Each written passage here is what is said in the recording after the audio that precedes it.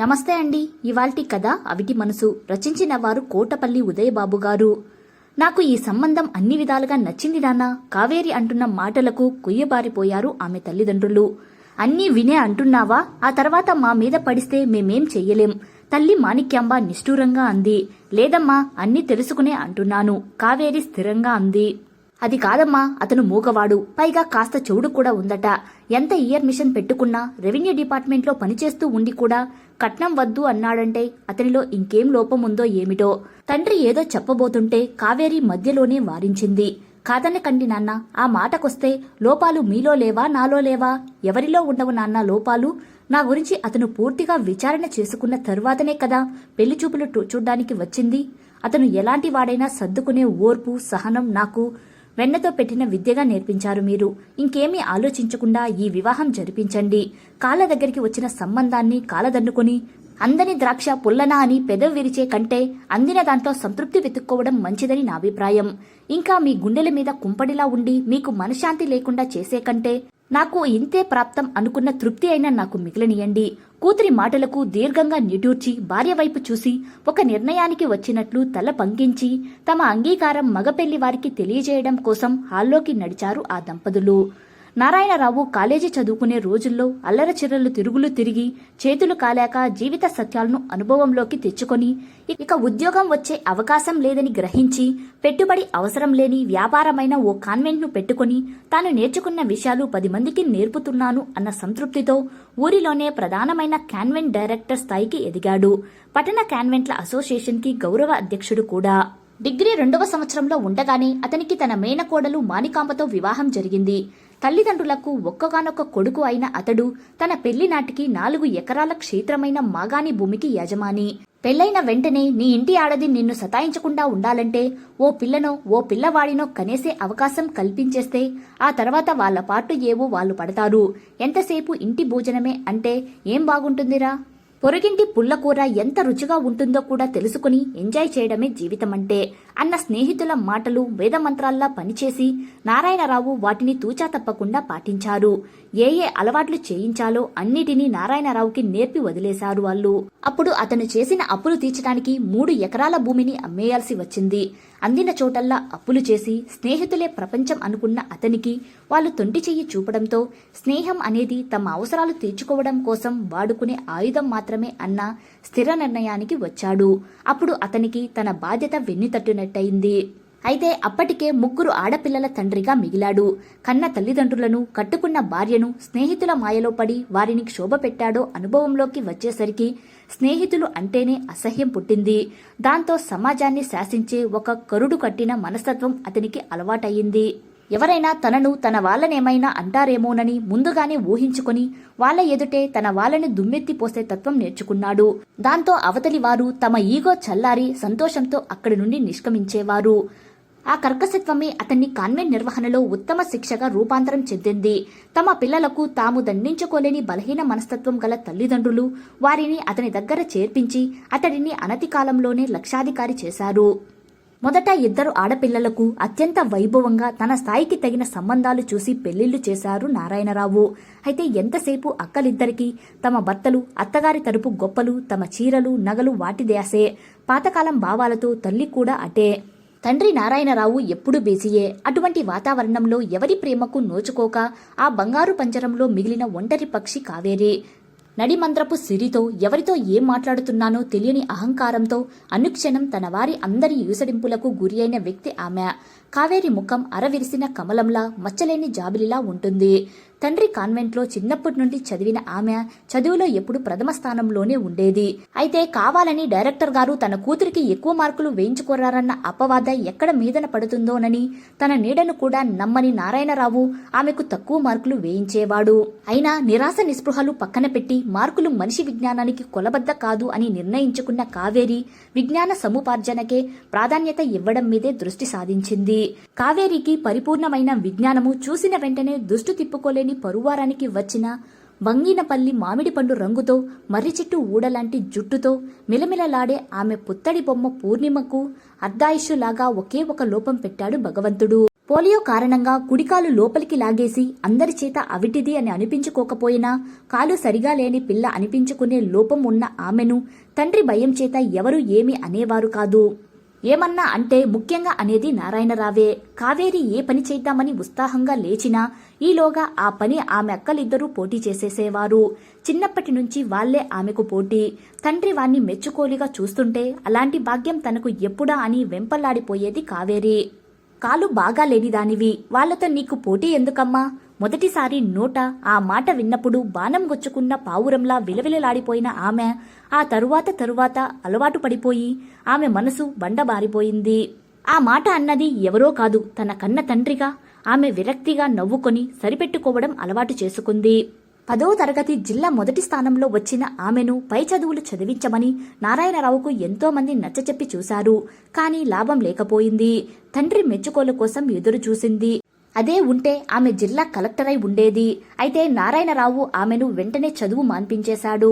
విఘ్నులు సమయాన్ని వృధా చెయ్యరు, బద్ధకాన్ని మించిన పెద్ద రోగం లేదు అని పుస్తకాల్లో చదివిన ఆమె నిరాశపడలేదు. టీవీలో అన్ని రకాల ఛానల్స్ చూస్తూ కుట్లు, అల్లికలు, బొమ్మలు చేయడం, పెయింటింగ్ వేయడం, రకరకాల పిండి వంటలు చేయడం అన్నిటినీ అంతర్నేత్రంతో నేర్చుకున్న ఆమె ప్రజ్ఞ మాత్రం మట్టి మరుగున పడిన మాణిక్యంలా మిగిలిపోయింది. ఆ కుటుంబానికి దూరంగా ప్రశాంతంగా బతకాలంటే తనకు ఓ ఆలంబన కావాలి. అందుకే అన్ని విధాలుగా పరిపూర్ణులైన ఆమె తన శారీరక లోపాన్ని చీరకుచ్చిళ్ళు కొంచెం పైకెత్తి పెళ్లి చూపుల్లో చూపించినప్పుడు ఆమె మనసుకు అవకరం లేదని గ్రహించిన కళ్యాణ్ వెంటనే ఆమెతో కళ్యాణానికి ఒప్పుకున్నాడు. కావేరి కళ్యాణ్ల వివాహం అన్నవరం కోవెలలో నిరాడంబరంగా జరిగింది. తర్వాత కళ్ళు చెదిరేలా రిసెప్షన్ ఏర్పాటు చేశాడు నారాయణరావు. పెళ్లి కొడుకు మూగ, పెళ్లి కూతురు అవిటి. బావుందమ్మా జంట, గంతకు తగ్గ బొంత అంటే ఇదేనేమో. అది కాదే, దొందే. ఈ మిలీనియం సంవత్సరానికి ఆదర్శ జంట అవార్డు వీళ్ళకిస్తే బావుంటుందేమో. రిసెప్షన్లో అందరూ తమ జంటను చూసి తలోక మాట అనుకోవడం ఆమెకు తెలుసు. అమ్మలక్కల ఇకలు పకపకలు మనసును తూట్లు పొడుస్తున్నా చాకచక్యంగా భర్త చెవిన అవి పడకుండా జాగ్రత్తగా అతని ఇయర్ మిషన్ లాగేసి కోటు జోబీలోకి తోసేసింది కావేరి. వెంటనే తల్లిదండ్రులు, అక్కా చెల్లెళ్ల కోసం వెతికింది. తల్లి, తండ్రి టౌన్లోని ఖరీదైన మనుషులతో అత్యంత ముఖ్య విషయాలు చర్చిస్తున్నట్టుగా దూరంగా ముచ్చటిస్తూ తమను వదిలేయడం, అక్కలు, బావలు తమ మాటల చాకచక్యంతో మిగతా వారిని ఆకట్టుకోవడం కోసం లేనిపోని వయ్యారాలు వలకబోస్తూ అవసరం ఉన్నా లేకపోయినా అనవసరమైన విరుపులతో అటూ ఇటూ తిరిగి హడావిడి చేయడం ఆమె దృష్టిని దాటిపోలేదు. తండ్రి రిసెప్షన్ ఏర్పాటు చేయడం కూడా ఆమెకు ఇష్టం లేదు. ప్రపంచం కన్నా తండ్రిని ఎక్కువగా చదివిన ఆమెకు అతని అంతర్గతం బాగా తెలుసు. ఖర్చు పెట్టిన దాంట్లో సగం బహుమతుల రూపంలో రావడం కోసం అతను పడే ఆరాటం తనకు బాగా తెలుసు. చిన్నతనంలో జనవరి 1న కనీసం ప్రతి విద్యార్థి కాన్వెంటుకు ఏదో ఒక బహుమతి తీసుకురావాల్సిందే.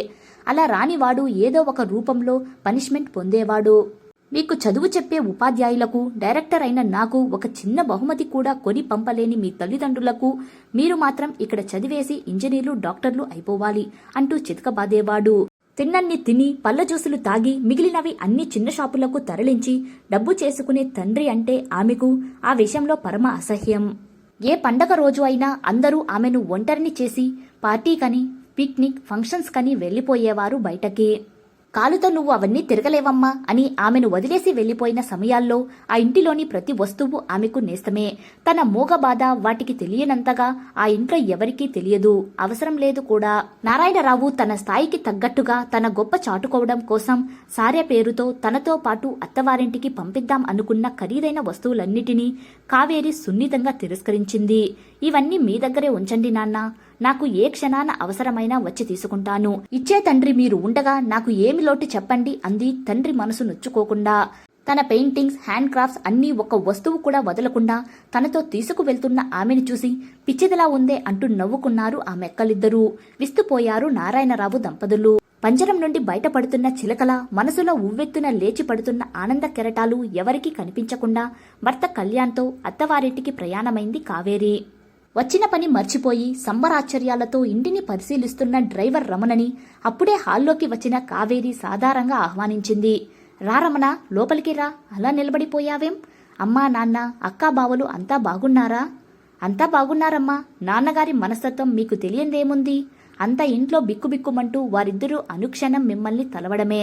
వారు బయటకు వెళ్ళినప్పుడు ఇల్లు అద్దంలా ఉంచుకునేవారట. మీరు తయారు చేసిన వస్తువులన్నీ మీరే తెచ్చేసుకున్నారు. ఇప్పుడు ఇల్లంతా బోసిపోయినట్లు ఉంటుందని అమ్మగారు కంటనీరు పెట్టని రోజు లేదంటే నమ్మండి. కావేరికి కళ్ళలో గిర్రున నీళ్లు తిరిగాయి. అవి అతనికి కనబడకుండా ఉండటం కోసం మంచినీళ్లు తీసుకొస్తాను అని కిచెన్లోకి నడిచింది. ఒక్కసారిగా కరువు తీర ఏడ్చేసింది, శబ్దం పైకి రాకుండా. 2 నిమిషాలకు తేరుకున్న ఆమె ముఖం కడుక్కుంది చల్లని నీటితో. టిఫిన్ పళ్ళం మంచినీళ్ల గ్లాసు తీసుకుని హాల్లోకి రాబోతూ ఎదురుగా కనిపించిన సాయిబాబా పటానికి ఒకసారి మనస్ఫూర్తిగా నమస్కరించుకుంది. స్వామి, నాకు జన్మనిచ్చిన ఇంతదాన్ని చేసిన నా తల్లిదండ్రులు ఎల్లప్పుడూ సుఖ సంతోషాలతో ఉండేటట్లు నా వల్ల కన్నీరు పెట్టే అవకాశం రాకుండా కాపాడు స్వామి. అయినా ఈ ప్రపంచంలో మనకు అందుబాటులో ఉన్న వస్తువును పట్టించుకోకపోవడం, అది చేజారిపోయాక దాని విలువ తెలుసుకోవడం సహజమే అనుకుంటూ ఆమె టిఫిన్ మంచినీళ్లు అతని ముందు పెట్టింది. నాన్నగారు మీకీ ఉత్తరం ఇచ్చి రమ్మన్నారమ్మా. పండుగకు అల్లుడిగారిని మిమ్మల్ని తప్పకుండా రమ్మని తమ మాటగా చెప్పారమ్మా. అదే ఉత్తరంలో రాశారంటమ్మా అన్నాడతను ఉత్తరం అందించి టిఫిన్ పళ్ళెం తీసుకుని. అతనిచ్చిన ఉత్తరం తీసుకుని ఆమె తన బెడ్రూంలోకి వచ్చింది. అమ్మా కావేరి, నువ్వు క్షేమమని తలుస్తాను. రాబోయే పండగ మీ పెళ్లి అయిన తరువాత వచ్చే మొదటి పండుగ. నేనే స్వయంగా వచ్చి పిలవాల్సింది. కానీ తీరిక లేని పనులతో చాలా బిజీగా ఉన్నాను. పండుగకు మీ అక్కలు బావలు అంతా వస్తున్నారు. మీరు రాకపోతే నాకు పరువు తక్కువగా ఉంటుంది. ఈ ఉత్తరాన్ని నా రాకగా భావించి నువ్వు అల్లుడు తప్పక రావాలని కోరుతున్నాను. అల్లుడు కులాసా అని తలుస్తాను. ఆశీస్సులతో నీ తండ్రి. ఆమె పెదవుల మీద ఒక చిరునవ్వు మెరిసింది.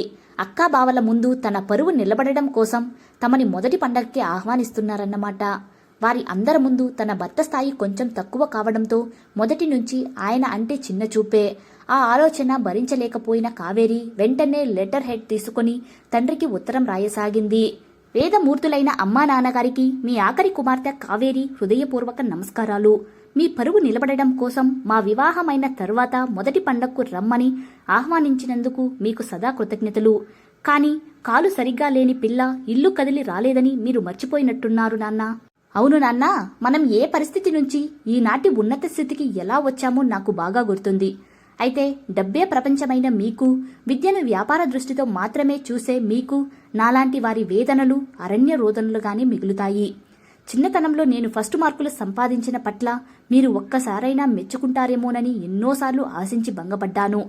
మీరు నా చదువును నిర్దాక్షిణ్యంగా ఆపేశారు. ఆడపిల్ల చదువుకుంటే అది కుటుంబాని అంతటికీ వెలుగు అని ప్రసంగాలు ఇచ్చిన మీరు చెప్పే మాటలకి చేతలకి సంబంధం ఉండదని, కేవలం మీ బ్రతుకు తెరువు కోసం మాత్రమే విద్య వ్యాపారంగా మార్చుకుని ఈనాటి స్థితికి రావడానికి అవసరమైన పునాది వేసుకున్నారని అర్థం చేసుకున్నాను. కాసేపు బయట ప్రపంచంలో అందరితో కలిసి 4 విషయాలు నేర్చుకుందామని ప్రయత్నిస్తే 10 మంది నన్ను అవిటిది అని ఎక్కడ అంటారో అని, మీరే కాలు సరిగా లేనిదానివి, నీకెందుకమ్మా ఈ తిరుగుళ్ళు అని నా నోరు మూయించేవారు.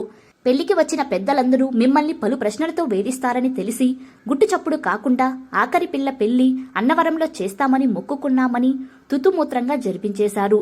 రిసెప్షన్లో అందరూ తలో మాట మమ్మల్ని గుండెల్ని తూట్లు పడేలా అంటుంటే మీరు అమ్మ రకరకాల వ్యాపార విషయాలు చర్చిస్తూ అక్కడి నుండి దూరంగా వెళ్లిపోయారు.